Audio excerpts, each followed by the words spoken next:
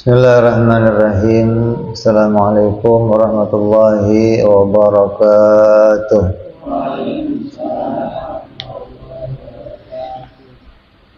Al-Fatihah ila ruhi sayyidina habibina syafi'ina Rasulillah sayyidina Muhammad ibn Abdullah sallallahu alaihi wa ala alihi wa ashabihi wa azwajihi wa dzurriyyatihi. أن الله يعلي درجاتهم الجنة وينفعنا بأسرارهم وأنوارهم وعلومهم ونفعاتهم وبركاتهم في الدين والدنيا والآخرة وجعلنا من حزبهم يرزقنا محبتهم ويتوفنا على ملتهم ويحشرنا بزمرتهم بالعافية والسلامة.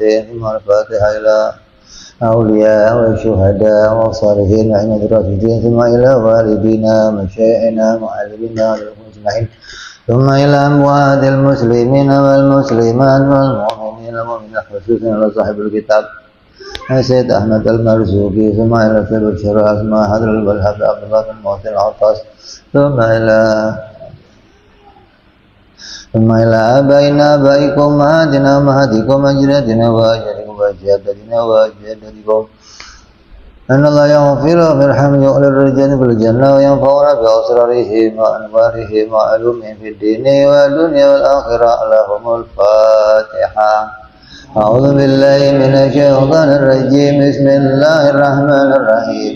الحمد لله رب العالمين الرحمن الرحيم مالك يوم الدين.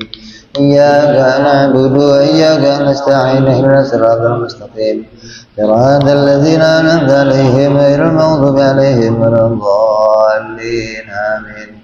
Sebelum kita mulai, kita baca doa birrul walidain. Mudah-mudahan dengan doa ini kita menjadi orang-orang yang digolongkan orang-orang yang taat kepada kedua orang tua, dan mudah-mudahan kedua orang tua kita diberikan kemuliaan, kemurahan oleh Allah Subhanahu wa ta'ala.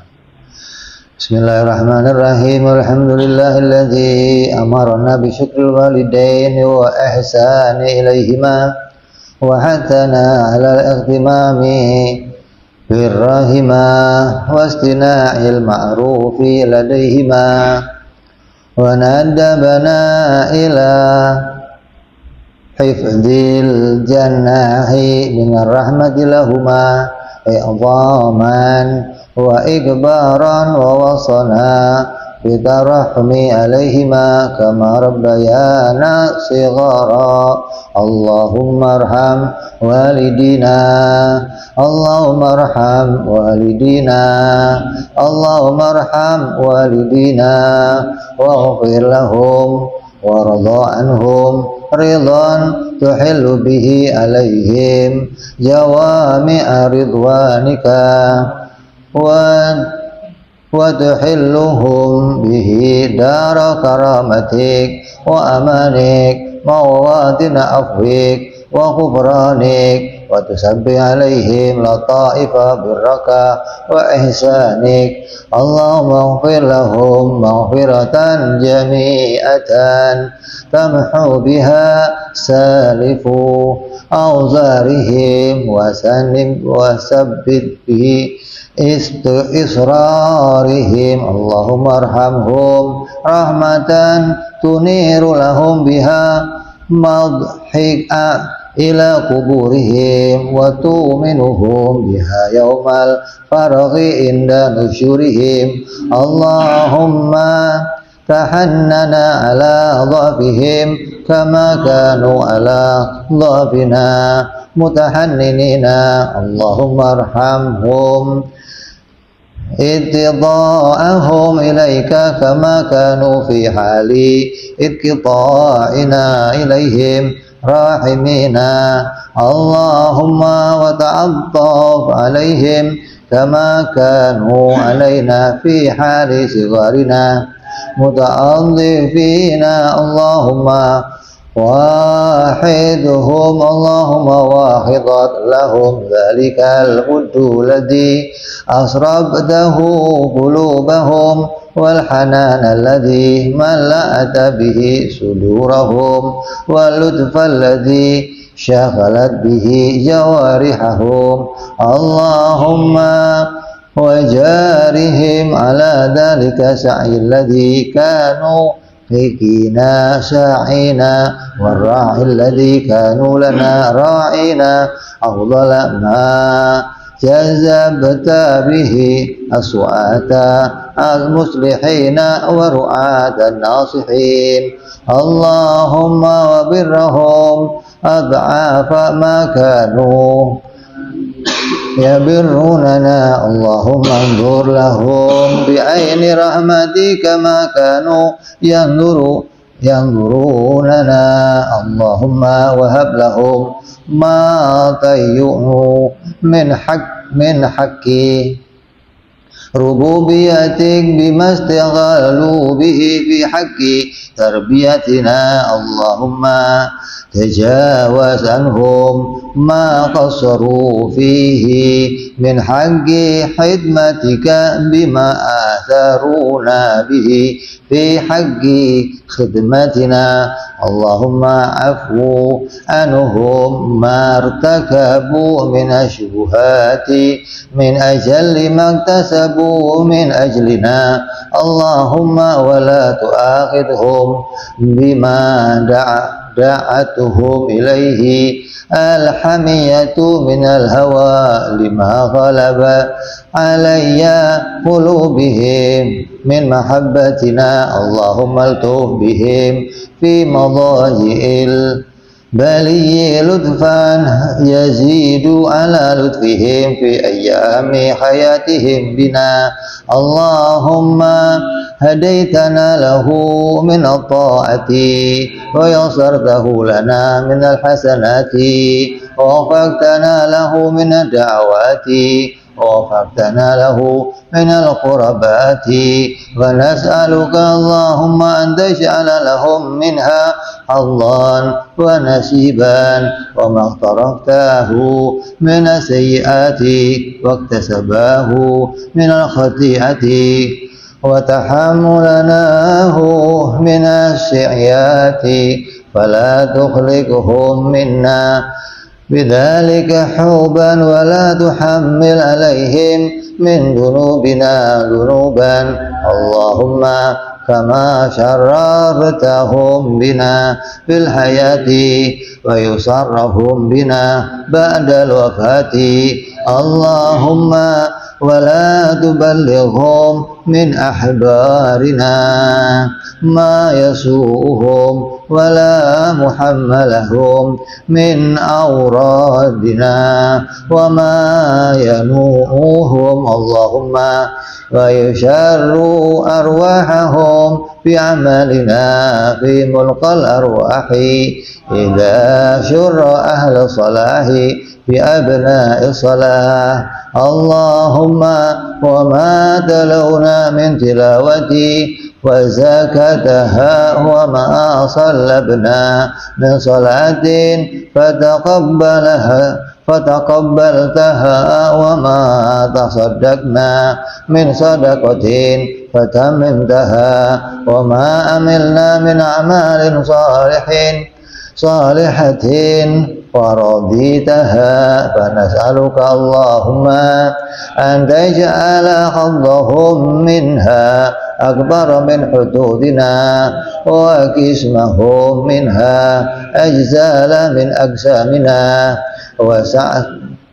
وسهمهم من ثوابنا أوفر من سهامنا فإنك وصيتنا برهم وناديتنا إلى شكرهم وأنت أولى بر من البارون وأحق بالوصل من المأمورين اللهم اجعل قرة عين لهم يوم القيامة أشهد اللهم وأسمعهم من أطيب النداء يوم التناد واجعلهم بنا من أغباط الأناء بالأنباء حتى تجمعنا وإياهم والمسلمين جميعا في دار كرامتك ومستقر رحمتك ومحل أوليائك ma'al ladzina an'amta 'alaihim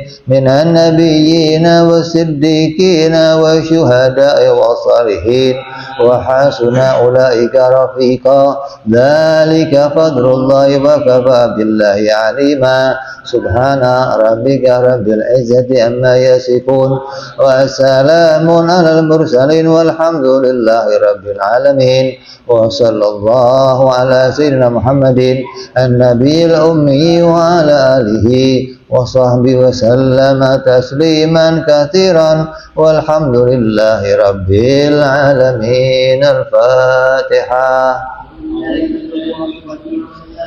Bismillahirrahmanirrahim. Alhamdulillahi rabbil alamin arrahmanir rahim maliki yaumiddin. Iyyaka na'budu wa iyyaka nasta'in ihdinas siratal mustaqim siratal ladzina an'amta 'alaihim ghairil maghdubi 'alaihim waladdallin amin. Bismillahirrahmanirrahim. Assalamualaikum warahmatullahi wabarakatuh. Alhamdulillah wassalatu wassalamu ala rasulillah Sayyidina wa habibina wa syafi'ina wa maulana Muhammadin ibni Abdillah wa ala alihi wa sahbihi wa man wala. Amma ba'du. Hari ini kita masuk malam yang ke 25 dari bulan Ramadan. Ini masuk di malam-malam ganjil yang mudah-mudahan malam-malam ganjil ini bertepatan dengan malam Lailatul Qadar. Insyaallah kita semua mendapatkan malam Lailatul Qadar. Alhamdulillah kita sudah menghatamkan kajian kita, pasaran kita, kitab Aqidatul Awam, yang mana kitab tersebut berisi tentang perkara-perkara yang wajib yang harus diketahui oleh tiap-tiap orang Islam. Karena untuk menjadi orang Islam, sebagaimana yang kemarin kita bicarakan, dibahas oleh para ulama-ulama kita, untuk menjadi orang Islam bukan hanya menjalankan kewajiban-kewajiban zahir, bukan hanya meninggalkan perkara yang dilarang oleh agama, tapi juga meyakini perkara-perkara yang benar, perkara-perkara yang dibawa oleh Rasulullah dengan keyakinan menurut a'immah ahlus sunnah wal jamaah. Maka di antara keyakinan yang harus kita yakini tentang ahlus sunnah wal jamaah adalah meyakini tentang sifat-sifat Allah dan sifat-sifat para Rasul alaihi wassalatu wassalam. Maka sebagai ahli sunnah kita tidak hanya mengambil pedoman dari Al-Quran ataupun hadis saja, tapi kita juga mengambil pedoman dari ijma'nya para ulama dan juga kiasnya para ulama. Karena ketika ada sesuatu perkara yang kita tidak jumpai dalam Al-Quran, maka kita akan mencari dalam hadisnya Rasul. Ketika dalam hadis Rasul kita nggak jumpai, kita akan cari dalam kalamnya ulama. Ketika di kalamnya ulama yang umum nggak dijumpai, maka kita akan ambil dari kiasnya ulama yang tertentu, yang mengiaskan sebuah hukum kepada hukum yang lainnya.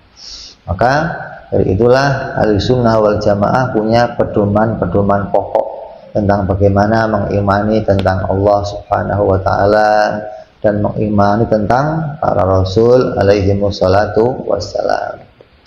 Hingga kalau kita hanya menggunakan Al-Quran dan hadis, maka banyak dalam Al-Quran dan hadis itu perkara-perkara yang mutasyabihat, perkara-perkara yang dohirnya itu menyerupai dengan sifat-sifat makhluk yang dikalamkan oleh Allah Subhanahu wa Ta'ala. Maka kita sebagai ahli sunnah, kalau hanya mengimani itu, maka kita akan menjadi orang-orang yang mentajsimkan Allah, sebagaimana kelompok orang-orang Wahabi, kelompok orang-orang Salafi yang hanya mengimani Allah sebagaimana zahirnya Al-Quran, zahirnya ayat-ayat Al-Quran tanpa mau mentakwil, tanpa mau mengeluarkan maknanya hingga sampai ke makna yang tanzih.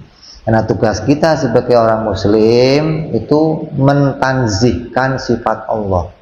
Tanzih itu maknanya mensucikan Allah dari sifat-sifatnya makhluk.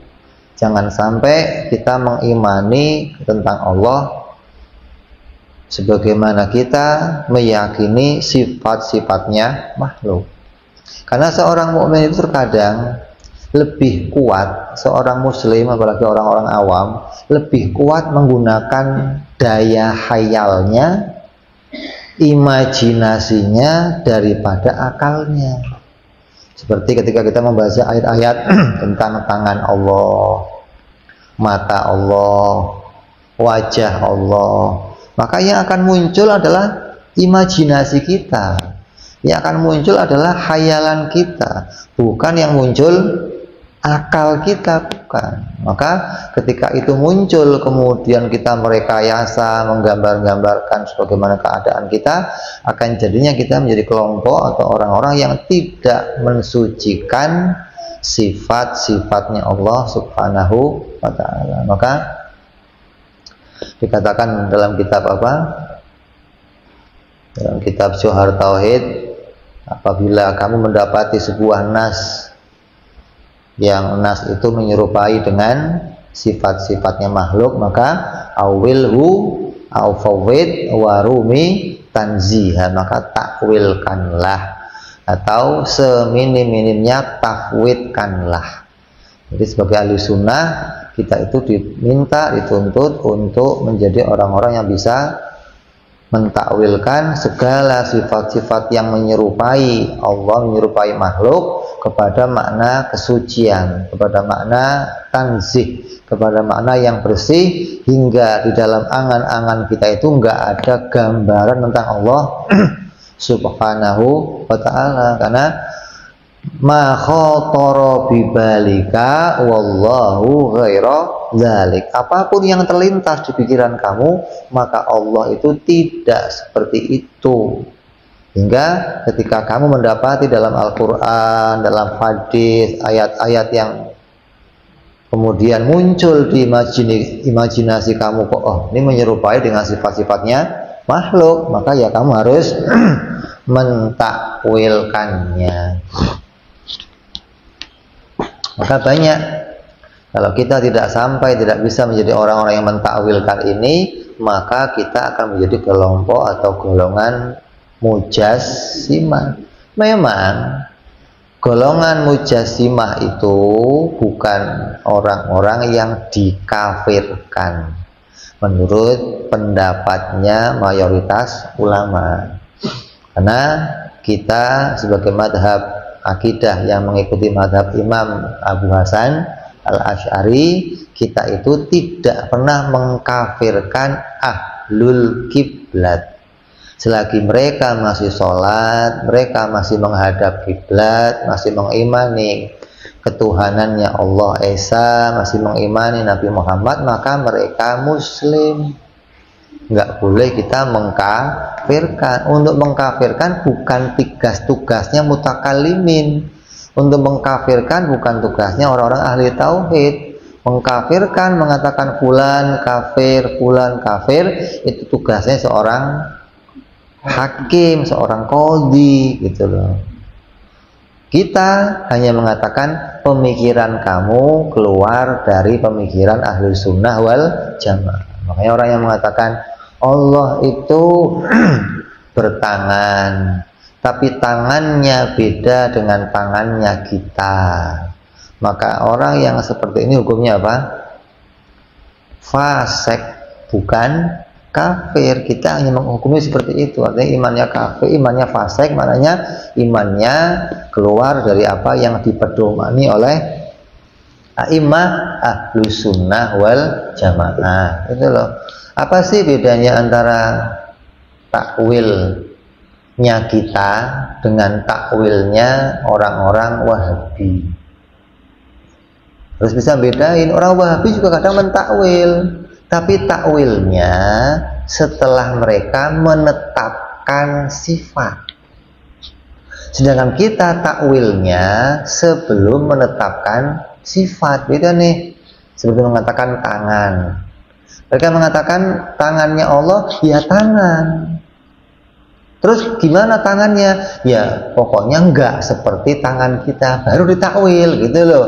Setelah menetapkan Allah bertangan, baru ditakwilkan tangannya enggak seperti tangan kita gitu loh.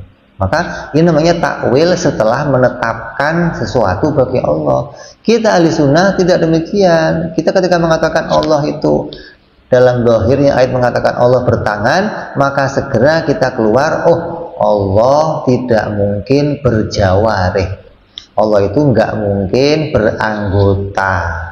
Karena kita mengenal tentang wahdaniyah fi dzat, wahdaniyah fi sifat. Jadi Allah tidak mungkin bertangan. Terus makna tangan ditakwilnya apa?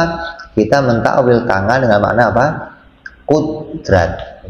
Maknanya Allah maha kuasa. Kalau dikatakan, oh tangan Allah berada di tangan-tangan di atas tangan hambanya, maknanya kekuasaan Allah. Jadi kalau kita mentakwil, maka sebelum kita menetapkan, kita keluarkan dulu dari makna yang menyerupai makhluk. Karena yang namanya zahir itu ada dua. Ada zahir yang maknanya apa? Lafadznya. Ada zahir yang maknanya dalam makna. Jadi bukan hanya zahir secara lafadz, tapi ada pula zahir di dalam makna. Nah, orang-orang Mujasimah, Tajsim, orang-orang Wahabi, orang-orang Salafi terkadang mengatakan bahwa Quran itu semuanya zahir, nggak perlu ditakwil. Tangan ya tangan, wajah ya wajah.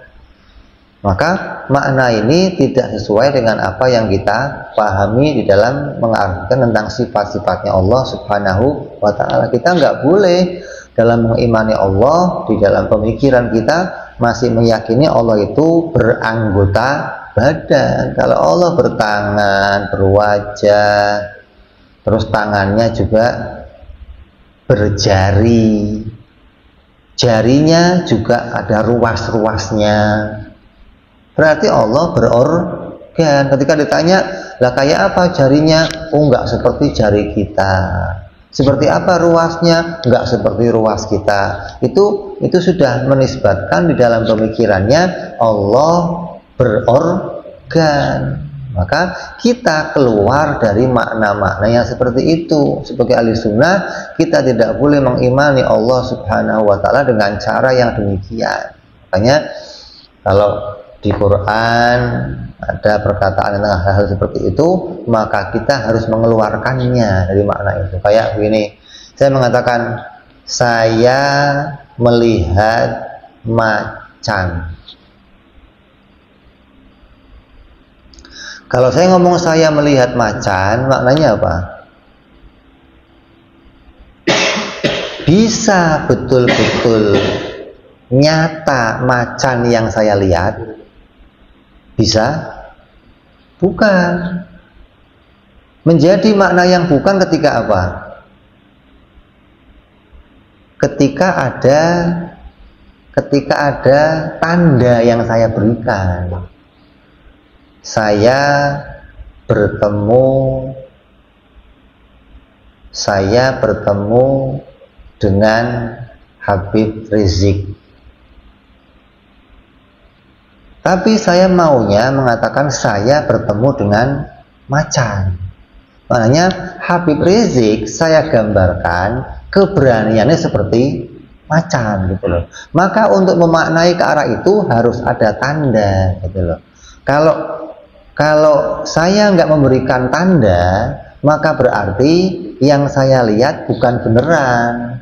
Kalau saya tadi lihat macan beneran, berarti itu asli macan gitu loh. Tapi ketika nggak ada tanda, bisa jadi yang saya lihat itu seperti macan, bukan asli macan. Kayak Allah turun. Kalau hanya kalimatnya Allah turun, maka bisa jadi yang dimaknai bukan Allahnya langsung yang turun. Kalau Allah turun beneran, ini betul-betul Allah yang turun, maka harus dijelaskan gitu loh. Ketika nggak ada penjelasan, maka maknanya kita keluarkan dari maknanya sebenarnya gitu loh. Karena turun itu nggak mungkin jadi sifatnya Allah. Kalau kita kembali kepada makna awal, yang namanya perbuatan Allah itu ada berapa? Hanya ada satu, yaitu menciptakan, nggak ada yang lainnya. Hingga ketika ada ayat, ada hadis yang menisbatkan kepada ada perbuatan Allah yang seperti perbuatan kita, maka itu harus ditakwilkan gitu loh. Kemudian seperti makna di atas. Makna di atas itu bisa ada dua makna. Hanya ada dua makna. Di atas yang maknanya tempat, sama di atas yang maknanya kedudukan, yang tinggi gitu loh. Kayak Pak Lurah itu atasan saya. Kan bukan berarti Pak Lurah ada di atas saya, kan bukan. Maknanya kedudukannya yang ada di atas saya. Orangnya ya sejajar dengan saya gitu loh. Ada yang maknanya atas, betul-betul di atas gitu loh. Kayak saya punya rumah 2 lantai, saya di bawah, anak saya di atas. Makanya di atas ya betul-betul di lantai yang kedua gitu loh. Jadi makna atas itu punya 2 makna. Ketika kita mengatakan Allah itu zat yang di atas, maknanya bukan keberadaannya yang ada di atas, tapi Allah itu zat yang maha tinggi kedudukannya. Begitupun dalam makna-makna yang lain harus begitu. Kita harus mengeluarkan makna ini dari makna yang tidak boleh ada gambaran keserupaan dengan sifat-sifat makhluk. Seperti lagi mengatakan apa? Ada hadis yang mengatakan begini. Allah ada hadis ketika ada seseorang memukul seseorang, Nabi melihat orang itu memukul wajahnya, maka Nabi mengatakan janganlah engkau pukul wajahnya, karena Allah menciptakan Nabi Adam sesuai dengan wajahnya. Nya itu kemana? Hah? Allah menciptakan Nabi Adam sesuai wajahnya.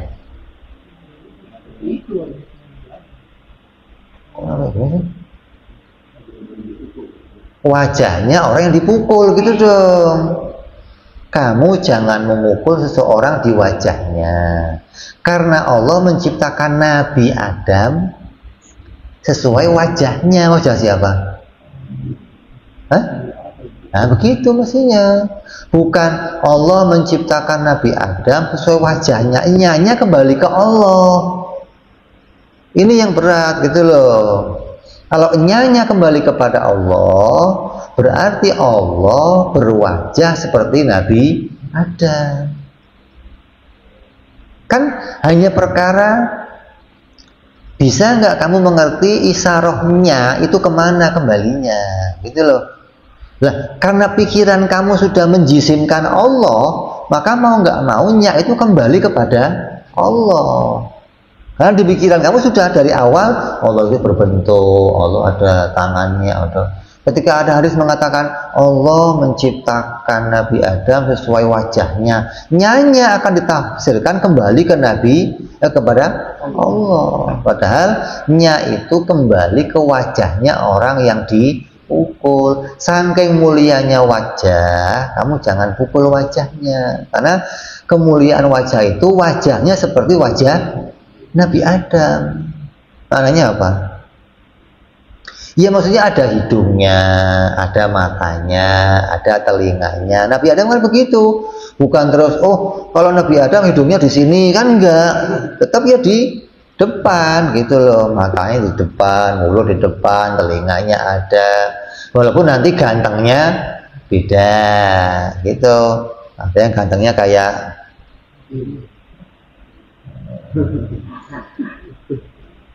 tapi isinya sama gitu loh. Jadi hanya gara-gara pikiran kamu dari awal sudah menggambarkan, mentajimkan Allah, maka kamu ketika membacakan hadis-hadis yang seperti itu kembali kepada menggambarkan Allah berbentuk. Begitu pula ada hadis mengatakan lagi,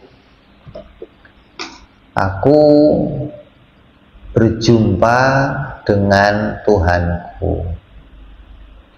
Kemudian dia menyentuh di antara dua pundakku, dan aku merasakan dingin dari jari-jarinya. Gimana? Hadis itu. Nanti mau takwilnya bagaimana juga? Wahabi ketika dengar hadis ini seneng banget tuh. Allah berjari dan jarinya ngeluarin dingin rasanya kalau disentuh. Nah, kok kayak orang mati kalau disentuh dingin loh. Maknanya kalau kita sudah dari awal tidak mentajimkan Allah, pikiran kita sudah bersih dari gambaran tentang Allah, maka kita harus mentakwilnya. Ketika aku berjumpa dengan Allah, berarti ada sesuatu yang didatangkan oleh Allah. Itu loh. Yang saya jumpai siapa? Pertolongan Allah. Itu bukan Allahnya yang datang, bukan. Maka pertolongan itu kemudian menyentuh di antara dua pundakku. Maknanya nyentuh apa? Dadaku. Dengan sentuhan apa? Maknanya Allah menjadikan pengetahuan Nabi tanpa perlu belajar. Nabi disentuh hatinya, dimasukkan oleh Allah pengetahuan yang rasanya itu dingin. Maknanya ketika pengetahuan itu masuk, rasa kegundahan, kebimbangan, kebingungan hilang semua, lega gitu loh. Hingga seperti orang itu sudah ngeplong. Kayak kalau kamu punya masalah, kemudian ada ulama menjelaskan kepada kamu tentang keruwetan permasalahan itu, kemudian kamu merasa jawabannya itu sempurna, jawabannya baik hingga kamu terpecahkan masalah kamu, maka kamu ngomong apa? Hati saya adem dengar pertanyaan kamu. Adem itu maknanya apa? Dingin loh. Adem itu kan Jawa, bahasa sini apa? Dingin. Maknanya dingin itu apa? Melegakan. Ini takwilnya begitu harus, hingga nggak terpikir di pikiran kamu Allah berjari, Allah datang, Allah menyentuh. Itu bukan sifat-sifat Allah, mustahil bagi Allah yang demikian, gitu loh. Maka ini loh yang menjadi pemahamannya ahlu sunnah wal jamaah. Allah datang itu apa? Dari satu tempat ke tempat yang lain, maknanya datang.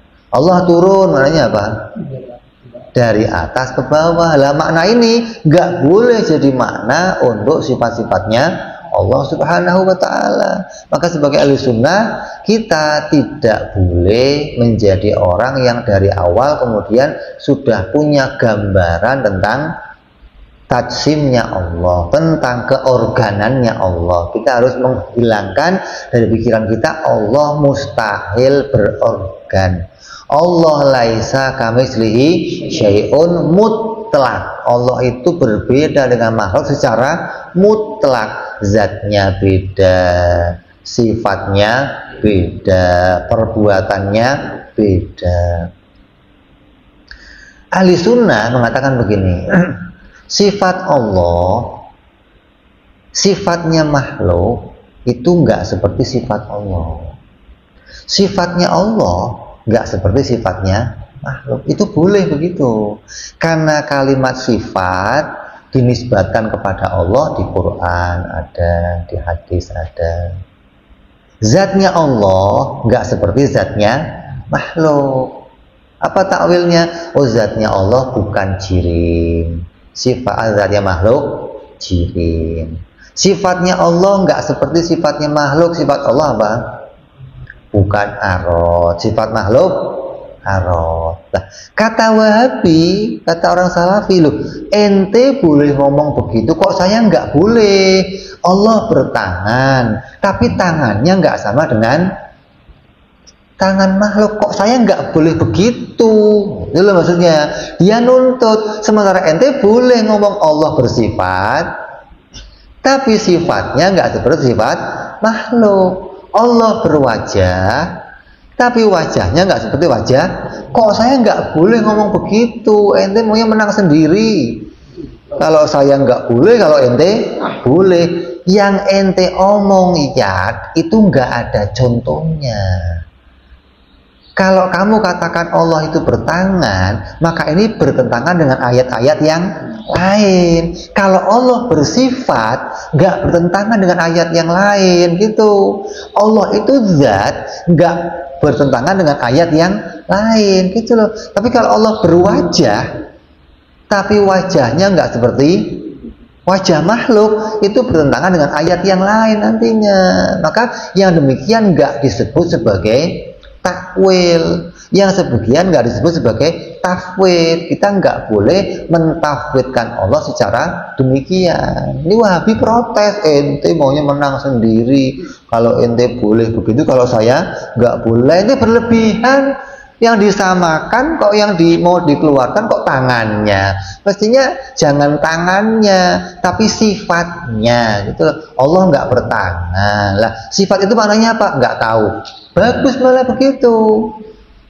Artinya kita nggak meyakini Allah bertangan, tapi makna ayat ini saya nggak tahu, wallahu a'lam. Tapi tangannya keluarin dulu, gitu loh. Jangan ya Allah bertangan, tapi tangannya saya nggak tahu kayak apa. Nggak boleh yang demikian. Keluarkan dulu tangannya. Kenapa? Karena kita sudah mengimani Allah itu tidak berorgan. Kalau Allah berorgan, jadinya Allah itu jisim. Kalau Allah jisim, Allah mesti baru. Kalau Allah baru, berarti Allah diciptakan. Jadinya akan begitu. Ini loh yang namanya ahli sunnah wal jamaah asli Asy'ari. Jangan kamu ikut Wahabi Asy'ari rasa Wahabi. Jangan, hati-hati. Ada Asy'ari tapi rasa-rasa Wahabi. Karena Wahabi juga menyatakan Asy'ari itu mujassimah, gitu loh. Mereka meyakini, oh, Asy'ari itu punya 3 fase. Pertama Mu'tazilah, kemudian jadi ahli sunnah, kemudian kembali lagi jadi mujassimah, gitu loh. Nah, ini yang diklaim oleh orang-orang Wahabi, hingga mereka kemudian merubah-rubah kitabnya Imam Asy'ari. Apa kitabnya? Kitab Imam Asy'ari yang paling masyhur apa? Yang sudah disusupi, udah diganti kalimatnya, udah diganti. Makanya kalau kamu beli kitab tersebut, hati-hati, ini kitab ini keluarnya Saudi atau keluarannya selain Saudi. Kalau kitab ini kok sampai keluarnya Saudi, kamu akan mendapati nanti Imam Asy'ari rasa Wahabi, gitu loh. Imam Asy'ari rasa Salafi, bukan Asy'ariyah ahli sunnah wal jamaah. Jadi hati-hati. Kitabnya namanya Al-Ibanah fi Usulid Diyanah. Ya, kitab Al-Ibanah itu seringkali oleh Wahabi dijadikan pedoman. Ini kitab Imam Asy'ari yang mengatakan dia sudah kembali kepada mujassimah. Padahal kitab itu sudah dirubah-rubah dari kitab aslinya, bukan lagi kitab asli yang ditulis oleh Imam Asy'ari. Jadi kalau kamu beli kitab, hati-hati. Ini kitab akidah keluaran mana nih? Walaupun yang ngarang ulama ahli sunnah, tapi kalau keluarannya Saudi, ya sudah berarti Asy'ari rasa Wahabi gitu. Hati-hati. Wong sekarang di Mekah aja Ramadan, terawih udah pakainya kunut, ente malah nggak pakai kunut, kan aneh. Di Mekah aja sudah 20 rakaat dari dulu, Madinah 20, ini malah 4 rakaat. Dia ikutnya mana gitu? Itu Asy'ari rasa Wahabi namanya. Wahabinya soalnya udah bosan jadi Wahabi, ente malah jadi Wahabi. Kita kan suka aneh gitu loh. Jadi makanya kita ini pengen bagaimana sih caranya mengembalikan marwahnya Ahlus Sunnah wal Jamaah. Kita kepengen mengembalikan, menampakkan kembali jati dirinya Ahlus Sunnah wal Jamaah. Bukan yang nampak itu hanya pakaian Ahlus Sunnah wal Jamaah, tapi kita pengen menampakkan yang mana sih cirinya Ahlus Sunnah wal Jamaah. Ketika dia dikatakan oleh Imam Az-Zabidi ketika memberikan syarah tentang kitab Ihya Ulumuddin, idza utliqat Ahlus Sunnah wal Jamaah fa muraduhu Asy'ariyan wal Maturidiyah. Ketika kamu disebutkan siapa itu Ahli Sunnah wal Jamaah, maka yang dimaksud adalah orang yang beriktikad, berkeyakinan mengikuti iktikadnya Imam Asy'ari dan Imam Maturidi, tapi yang Ahli Sunnah, bukan yang ala Wahabiyah gitu loh. Karena Wahabiyah juga mengklaim Asy'ari itu kelompoknya. Kenapa? Saking besarnya derajat Imam Asy'ari sampai ditarik sono tarik sini gitu loh, untuk mendukung madhabnya. Kayak Imam Ghazali. Imam Ghazali begitu, ditarik sono tarik sini. Imam Asy'ari itu ya Wahabi, Imam Asy'ari itu ya filsafat, Imam Ghazali itu ya. Kenapa? Saking besarnya derajat Imam Ghazali sampai ditarik sono tarik sini untuk menguatkan kelompok mereka gitu loh. Lah, kita yang sudah tahu secara pokok bahwa yang namanya Ahli Sunnah harus orang yang berakidah Asy'ariyah, yang maknanya apa? Tadi dia mengimani wujud, qidam, baqa sampai mutakalliman yang wajib bagi Allah, meyakini yang mustahil bagi Allah, lawannya dari sifat yang 20, meyakini yang jaiz bagi Allah, yaitu Allah tidak wajib menciptakan sesuatu dan Allah tidak mustahil meniadakan sesuatu. Yang wajib bagi Nabi ada 4, yaitu sidik, tabligh, amanah, fatonah. Lawannya juga 4. Yang jaiz bagi Nabi ada 1, yaitu bersifat bangsa manusia yang tidak sampai mengurangi derajat kemuliaannya. Kemudian menjadi orang yang bisa mentakwilkan makna-makna yang ada di dalam Al-Quran, dalam hadis, hingga kita keluar menjadi orang-orang yang tidak punya gambaran di pikiran kita tentang keorganan, keanggotaannya Allah, bahwa Allah itu nggak berorgan, Allah nggak beranggota tubuh. Itu yang jadi cirinya Ahlus Sunnah wal Jamaah. Jangan sampai kamu tidak memahami hal tersebut. Kalau kamu nggak memahami ini, jadinya akan nyerempet-nyerempet jadi Asy'ari rasa Wahabi. Memang yang namanya takwil itu lihat orangnya. Kalau kamu lihat ada orang nanya sama kamu, kemudian yang nanya ini bukan ahli ilmu, maka ya kamu nggak perlu mentakwil sampai jelas. Cukup sudah maknanya nggak seperti itu, selesai. Karena kalau kamu jelaskan, akalnya juga nggak bakalan nyampe gitu loh. Kalau yang nanya orang yang memang dia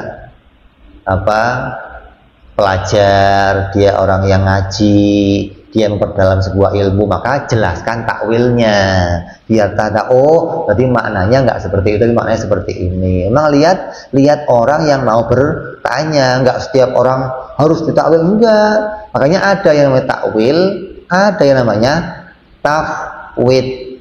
Tafwid itu apa? Tafwid itu ya takwil, tapi takwil yang paling mudah, takwil yang paling kecil, takwil yang paling rendah, hingga nggak sampai memperpanjang makna yang di dalamnya. Yang penting sudah kita keluarkan dari keserupaan antara Allah dengan makhluk. Karena tujuannya apa?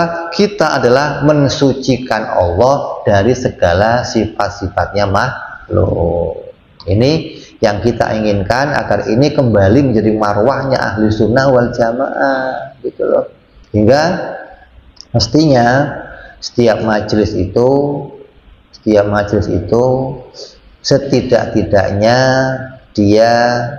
mereka ini memperkenalkan hal ini, setidaknya, walaupun mereka nggak mengajarkan, tapi ini menjadi cerminan di setiap-tiap majelisnya ahli sunnah wal jamaah, agar mereka itu tahu, oh ini toh yang namanya ahli sunnah wal jamaah. Nggak sampai mereka itu kehilangan jejak yang seperti apa ahli sunnah wal jamaah. Makanya untuk jadi orang yang bisa masuk surganya Allah, tidak cukup hanya jadi orang Islam.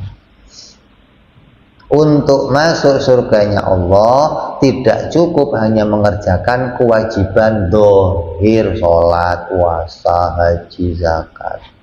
Untuk masuk surganya Allah, tidak hanya meninggalkan larangan-larangan, gak minum arak, gak zina, gak syirik, enggak riba, enggak, tapi juga punya keyakinan yang benar tentang apa yang diyakini ahlu sunnah wal jamaah, hingga kita bisa sampai kepada zahirnya betul-betul menjadi orang Islam, batinnya betul-betul mentanzihkan Allah subhanahu wa ta'ala, hingga kita betul-betul zahir batin menjadi ahlu sunnah wal jamaah. Jangan cuma diisi yang penting zahirnya ahli sunnah, tahlilan, maulidan, manakiban, ziarah kubur, tapi dalamnya nggak diisi jadi ahli sunnah wal jamaah. Ini yang sekarang terjadi. Ente boleh cek di mana saja, orang hanya akan tahu Islam itu apa, ya yang sholat, yang puasa, yang haji, yang zakat, udah dia jadi orang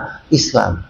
Mengimani Allah, mengimani Rasul, malaikat, hari akhir, takdir, udah dianggap itu Islam lah. Mengimani Allah ini yang diimani apanya? Ini loh, isinya ada.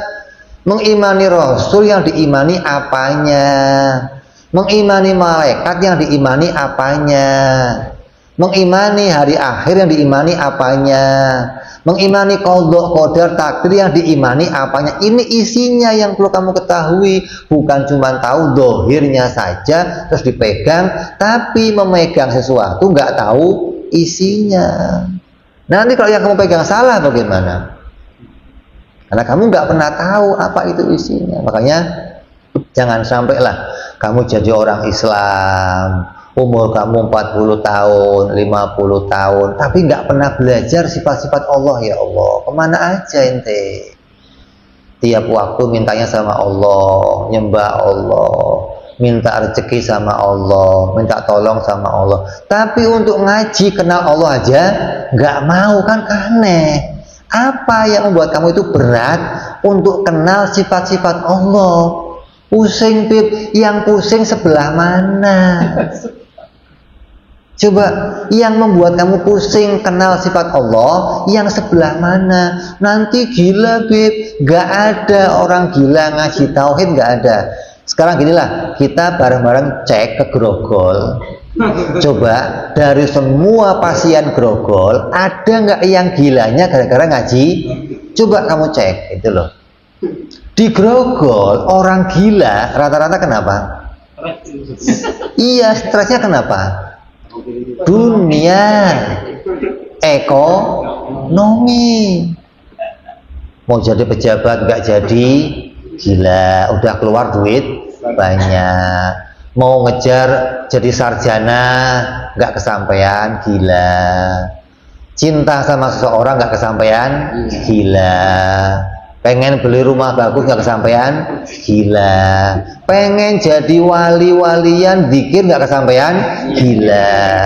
Pingin punya khodam, kebanyakan zikir khodamnya pengen yang gede, pengen bisa terbang nggak kesampaian, gila. Gak ada orang gila ngasih tauhid, gak ada. Coba cariin satu aja. Mana? orang yang gila gara-gara ngaji tauhid, gitu loh. Jadi ini framing-framing yang betul-betul programnya setan. Setan itu kalau goda kamu, kalau kamu cuman minum arak, kamu zina, itu belum bahagia dia. Setan bahagia kalau kamu sampai keluar dari agama Islam. Kenapa? Kamu akan jadi temannya untuk selama-lamanya. Kalau kamu cuma maksiat, minum arak, kamu akan mungkin nanti diampuni oleh Allah. Berarti akan pisah jadi temannya setan. Setan belum bahagia tuh. Makanya dalam sekte Syaitoniyah gitu, itu ada penghargaan yang diberikan kepada para setanis itu,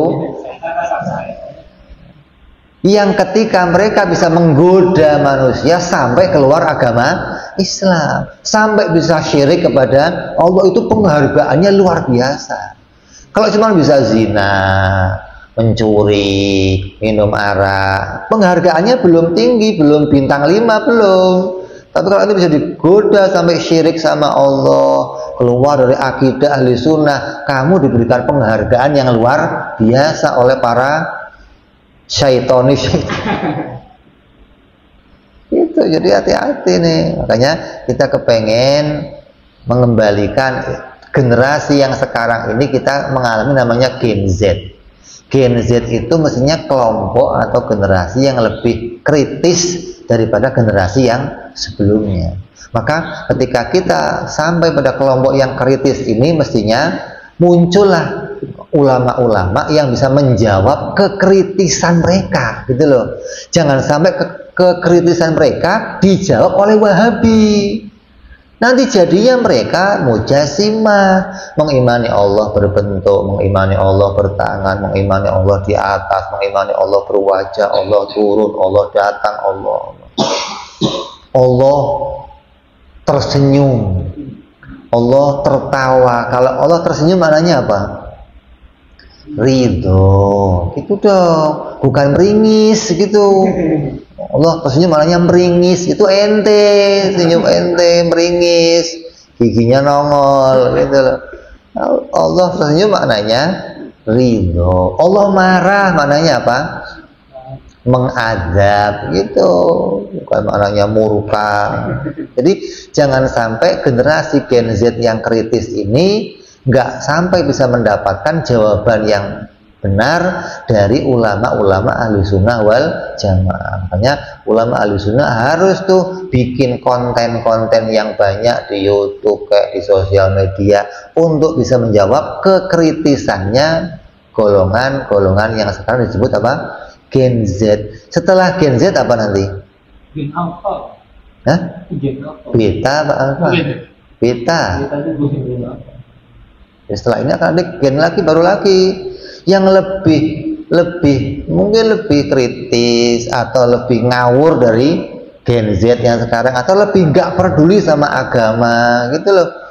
Nah, kita harus punya solusi gimana mengatasi kelompok-kelompok generasi yang baru ini agar mereka tetap bisa mengenal yang seperti apa itu ahli sunnah wal jamaah. Makanya ente harus ikut berjuang. Setidaknya kalau ente menemukan ada kalimat-kalimat yang bagus yang berkaitan sama akidah, potong, share, gitu loh, kirim, bikin konten yang bagus, walaupun yang berapa menit aja, tapi ente ikut andil dalam menjelaskan siapa itu ahli sunnah wal jamaah, agar ente punya peran nanti di hadapan Nabi Muhammad SAW, bahwa ente ikut memperjuangkan agama Islam untuk generasi setelah kita. Jangan hanya mereka Wahabi yang berjuang doang, Salafi yang berjuang, Wujudiyah berjuang. Nah, kita ahli sunnah juga harus berjuang. Makanya orang-orang yang mendengarkan di dalam cerita-cerita para sahabat-sahabat, bagaimana perjuangan sahabat, rata-rata Wahabi semua. Kenapa ahli sunnah nggak pernah?